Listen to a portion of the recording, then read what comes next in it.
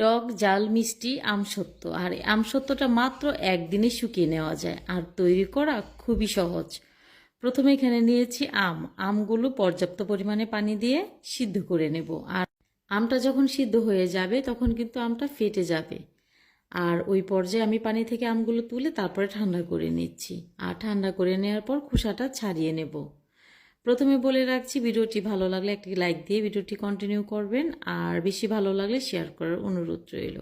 সবগুলো আম থেকে আমি আটিটা ফেলে দিচ্ছি, আর ফেলে দেওয়ার পর ব্লেন্ডারে জাগে নিয়ে নিচ্ছি। নিয়ে তারপরে ব্লেন্ড করে নেব। খুব মিহি করে ব্লেন্ড করে নিতে হবে। তো ব্লেন্ড করে নেওয়ার পর বাটিতে ঢেলে নিচ্ছি। আর আপনারা দেখেই বুঝতে পারছেন যে কতটা মিহি করে আমি পেস্ট করে নিয়েছি। আপনাদেরকে দেখিয়ে দিচ্ছি, ঠিক এরকম করে পেস্ট করে নিতে হবে। চুলায় একটি প্যান বসিয়ে দিয়েছি, আর এখানে পর্যাপ্ত পরিমাণে দিয়েছি চিনি। আমটা আপনার কতটুকু মিষ্টি সেটা দেখে তারপর আপনি চিনিটা এখানে অ্যাড করতে পারেন, বা কতটুকু মিষ্টি খেতে চান ততটুকু মিষ্টি এখানে দিতে পারেন। তারপর যখন চারিপাশটা নিচের দিকে কালার চলে আসবে তখন একটু নাড়াচাড়া করে দিতে হবে, যেন একদিক থেকে ক্যারামেলটা পুড়ে না যায়। যতক্ষণ না পর্যন্ত সুন্দর কালার চলে আসছে ততক্ষণ পর্যন্ত নাড়াচাড়া করে নিতে হবে। আর এরকম সুন্দর একটি কালার চলে আসলে এখানে সামান্য পরিমাণে পানি অ্যাড করব।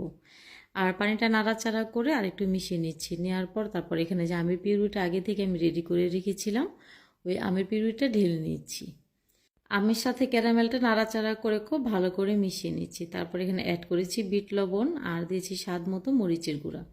দিয়ে নাড়াচাড়া করে একটু মিশিয়ে লবণটা দেখেছিলাম আরও একটু এখানে লবণের প্রয়োজন, তাই এখানে রেগুলার লবণটা অ্যাড করেছি। তারপর আবারও নাড়াচাড়া করে খুব ভালো করে জাল করে নিচ্ছিলাম। যখন জাল করা হয়ে যাবে ওই পর্যায়ে এখানে অ্যাড করছি 1 চা চামচ পরিমাণ সরিষার তেল। তারপর এখানে দিয়ে দেব চিলি ফ্লেক্স, আর দিয়ে দেব এখানে 5 ফোড়নের গুঁড়া। আর নাড়াচাড়া করে ঘনত্বটা আপনাদেরকে দেখিয়ে দিচ্ছি ঠিক কেমন হবে। যখন এরকম ঘনত্বটা হয়ে যাবে ওই পর্যায়ে চুলার আঁচটা অফ করে দিচ্ছি। তারপর আপনি যে পাত্রে এই আমসত্ত্বটা শুকাবেন ওই পাত্রে নিয়ে নেবেন। আমি সারাদিন রোদে রেখেছিলাম আর সারা রাত ফ্যানের নিচে রেখেছিলাম, তারপর শুকিয়ে গেছে। মাত্র একদিনেই এই আমসত্ত্বটা তৈরি করা যায়, এভাবে যদি আপনারা তৈরি করে থাকেন। তো আপনার কাছে কেমন লেগেছে আমাকে কমেন্ট করে জানাতে পারেন এই আমসত্ত্বটা। আর এভাবে তৈরি করে আমসত্ত্ব দেখতে পারেন, খেতে কিন্তু অনেকটা বেশি ভালো লাগে, যেহেতু টক ঝাল মিষ্টি এই আমসত্ত্বটা। তাই তো অনেকেই ঝাল পছন্দ করে খেতে, আবার অনেকে টকটা খেতে পছন্দ করে, আবার অনেকে মিষ্টিটাও খেতে পছন্দ করে। তাই টক ঝাল মিলিয়ে এই আমসত্ত্বটা আমি তৈরি করেছি। এভাবে আমসত্ত্বটা আপনারা তৈরি করে দেখতে পারেন, খেতে কিন্তু অনেকটা ভালো হয়। আমার কাছেও ভালো লেগেছে, আশা করছি আপনার কাছেও ভালো লাগবে।